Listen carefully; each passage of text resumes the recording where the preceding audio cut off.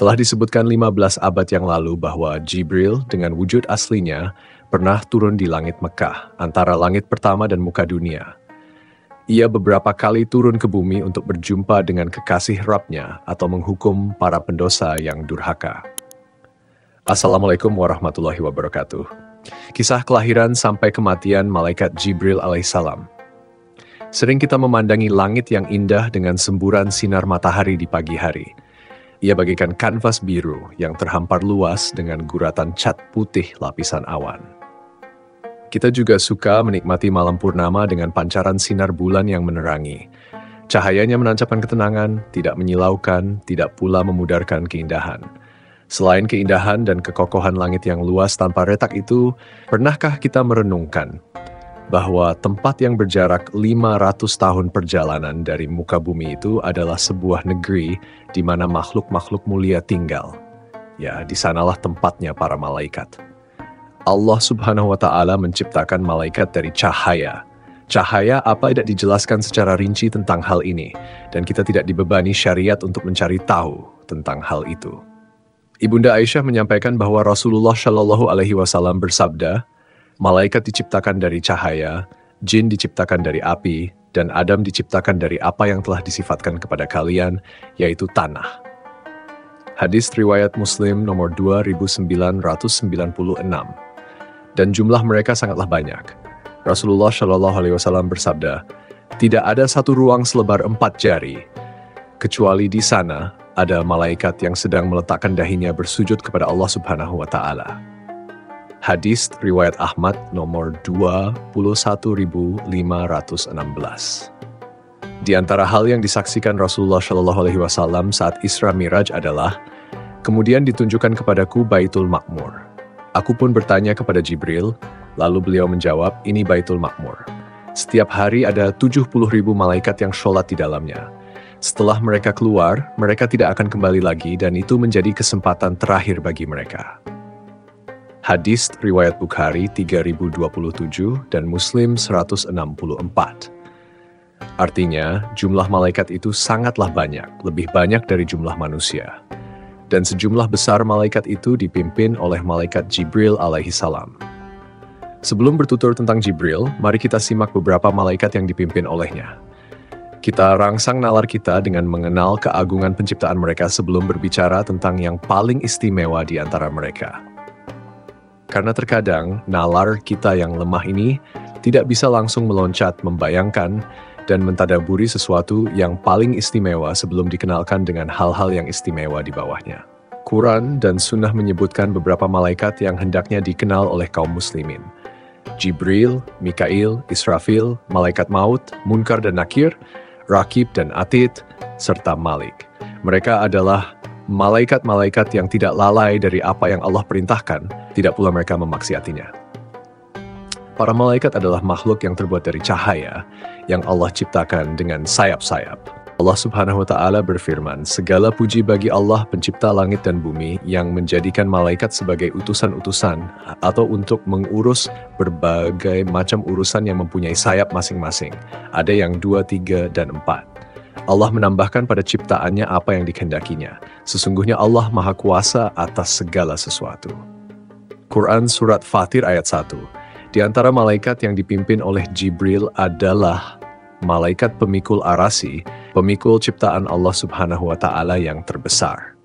Rasulullah Shallallahu Alaihi Wasallam bersabda, aku diizinkan untuk menceritakan tentang salah satu malaikat Allah, pemikul arasi, yaitu antara daging telinga tempat anting dengan pundaknya sejauh 700 tahun perjalanan. Hadis riwayat Abu Daud nomor 4727. Salah satu dari pemikul arasi itu adalah Israfil, sang peniup sangkakala. Tahukah sobat, betapa besarnya sangkakala itu? Diameternya adalah antara langit dan bumi, sedangkan jarak langit dan bumi adalah 500 tahun perjalanan dengan kuda yang tercepat. Dari Al-Abbas bin Abdul Muthalib, Rasulullah Shallallahu Alaihi Wasallam bersabda, apakah kalian tahu berapa jarak antara langit dan bumi? Kami, para sahabat menjawab, Allah dan Rasul-Nya lah yang lebih mengetahui. Jarak langit dan bumi adalah perjalanan 500 tahun. Hadis riwayat Abu Daud dan selainnya. Allahu Akbar, Bayangkan betapa agungnya penciptaan malaikat pemikul arasy. Itulah salah satu malaikat yang begitu besar dan Jibril adalah pemimpinnya. Malaikat lainnya adalah malaikat Malik, penjaga neraka. Pernahkah sobat mendengar hadis tentang sifat fisik penduduk neraka? Penduduk neraka adalah orang-orang yang Allah besarkan fisik mereka. Rasulullah Shallallahu Alaihi Wasallam bersabda, dari Abu Hurairah radhiyallahu anhu, Nabi Shallallahu Alaihi Wasallam bersabda, jarak antara dua ujung pundak orang kafir di dalam neraka sejauh perjalanan 3 hari yang ditempuh penunggang kuda yang larinya cepat. Hadis riwayat Bukhari. Allah Subhanahu wa Ta'ala membesarkan jasad mereka agar azab yang mereka derita lebih maksimal dan lebih terasa di setiap lekuk dan jengkal tubuhnya. Jika penduduk neraka sebesar itu, lalu bagaimana dengan malaikat Malik, penjaga neraka? Malaikat yang ditakuti oleh para kriminal dan pendosa penghuni jahanam itu. Suatu ketika kelak, penduduk neraka meminta kepada Malik agar menyampaikan kepada Allah Subhanahu wa Ta'ala supaya mereka dimatikan saja karena tidak tahan dengan pedihnya azab. Mereka berseru, "Hai Malik, biarlah Rabb-mu membunuh kami saja." Dia pun menjawab, "Kamu akan tetap tinggal hidup di neraka ini selama-lamanya." Quran Surat Az-Zukhruf ayat 77. Lalu, bagaimana pula hebatnya malaikat maut yang bertugas mencabut nyawa? Malaikat yang tunggal ini mampu mencabut nyawa manusia di segala penjuru dunia, di ujung timur dan barat, dalam waktu serentak, dalam detik yang sama. Ia sama sekali tidak pernah lalai dalam melakukannya. Ia tidak pernah terlambat mengeksekusi manusia, tidak juga terlalu cepat. Semua itu dilakukan dengan presisi dan akurasi waktu yang luar biasa tepatnya.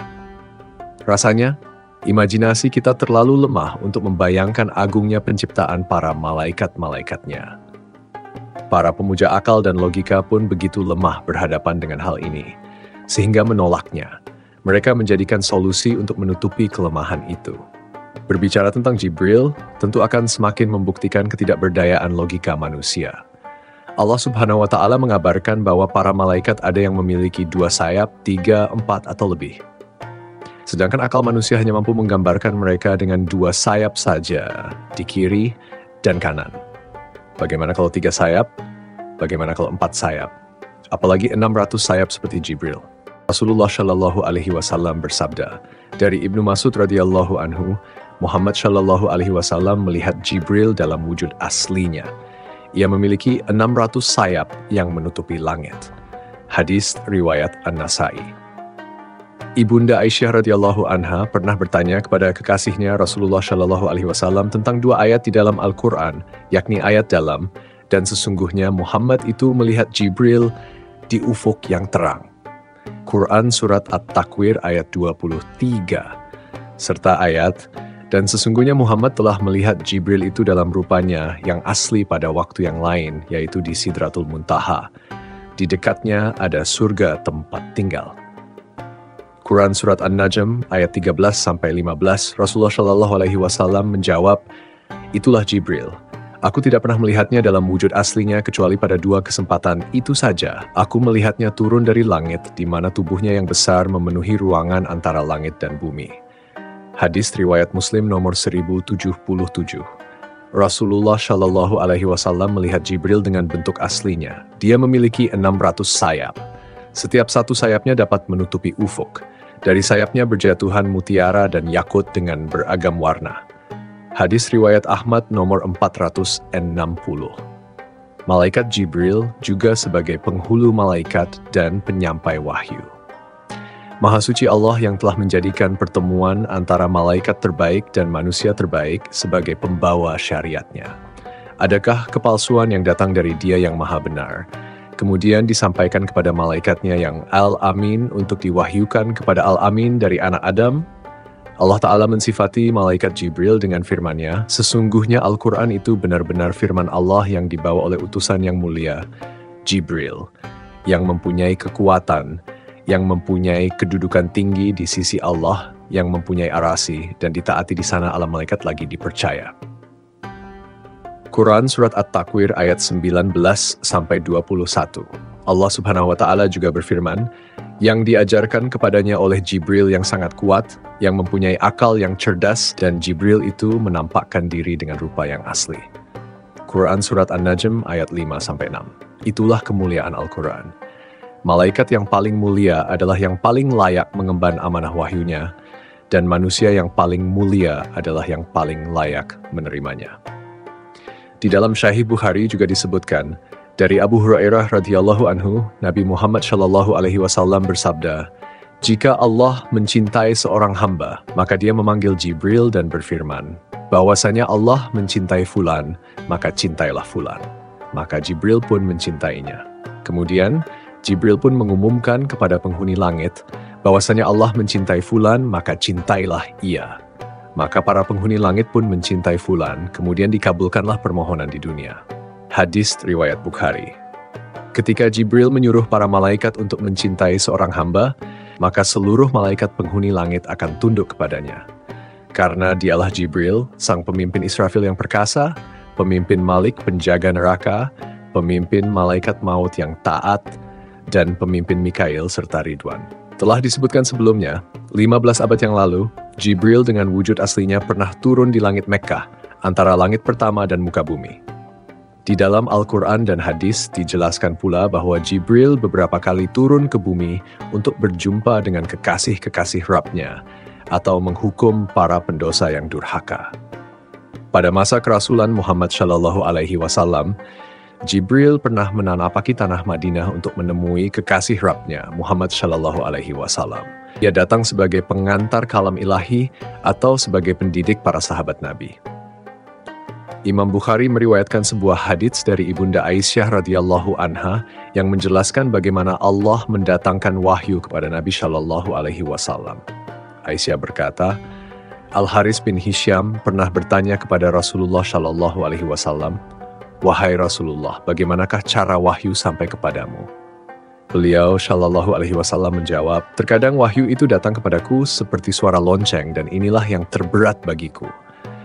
Aku memperhatikan apa yang dikatakan dan terkadang seorang malaikat mendatangiku dengan wujud seorang lelaki, lalu ia menyampaikan wahyu kepadaku dan aku pun memperhatikan apa yang ia ucapkan."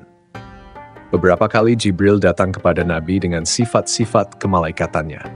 Keadaan inilah yang paling berat bagi Nabi.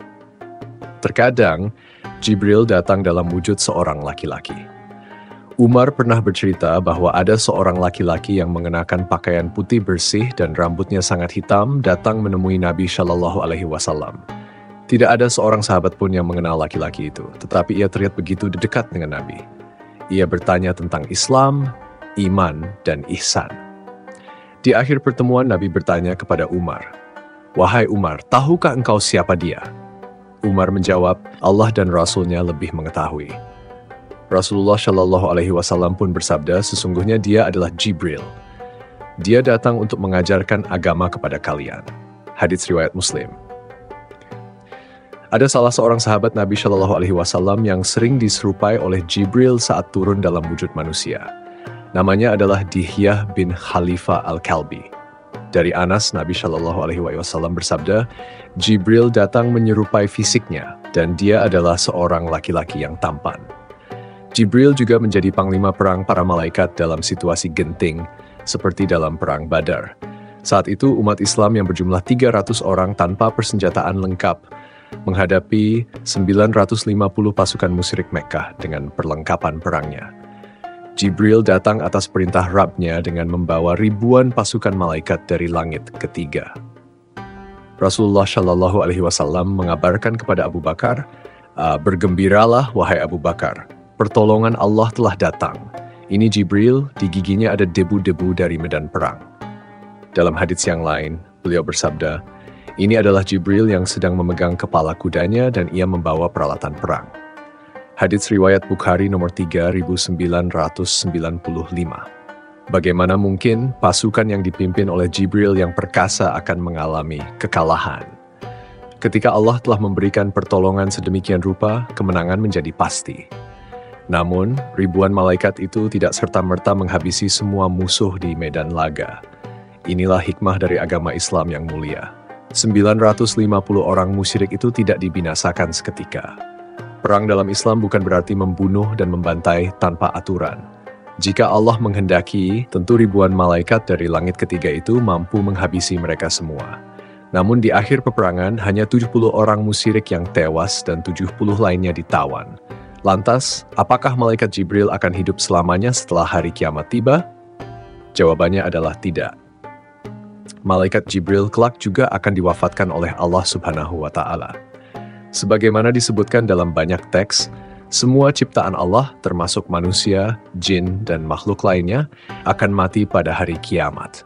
Hal ini dijelaskan dalam Quran Surat Az-Zumar ayat 68. Dan sangkakala pun ditiup, maka matilah semua makhluk yang di langit dan di bumi, kecuali mereka yang dikehendaki Allah. Kemudian ditiup sekali lagi sangkakala itu, maka seketika itu mereka bangun dari kuburnya menunggu keputusan Allah Subhanahu wa Ta'ala. Ibnu Katsir menjelaskan dalam kitab tafsirnya bahwa malaikat termasuk dalam ayat-ayat ini karena mereka berada di langit. Kematian mereka terjadi pada tiupan sangkakala kedua yang disebut dengan petir besar.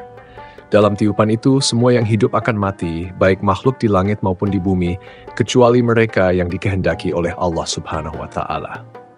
Allah Subhanahu wa Ta'ala juga berfirman dalam Quran Surat Al-Qasas ayat 88, "Dan janganlah engkau sembah Tuhan yang lain selain Allah.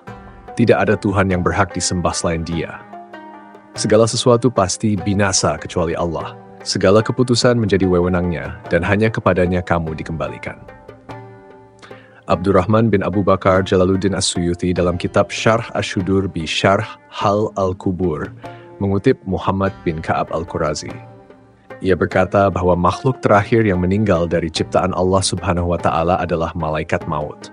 Setelah semua penghuni bumi meninggal dalam kepanikan, kemudian malaikat maut pun diwafatkan. Ia juga menyebutkan bahwa kematian malaikat maut lebih parah daripada semua ciptaan lainnya. Jadi kesimpulannya, kelak di hari kiamat, semua makhluk Allah akan dimatikan, termasuk malaikat Jibril, bahkan malaikat Israel sendiri yang bertugas sebagai pencabut nyawa. Yang abadi hanyalah Allah Subhanahu wa Ta'ala, Tuhan semesta alam. Itulah kisah singkat kali ini. Jika ada kekurangan atau kesalahan, mohon maaf. Sampai jumpa di cerita berikutnya. Wassalamualaikum warahmatullahi wabarakatuh.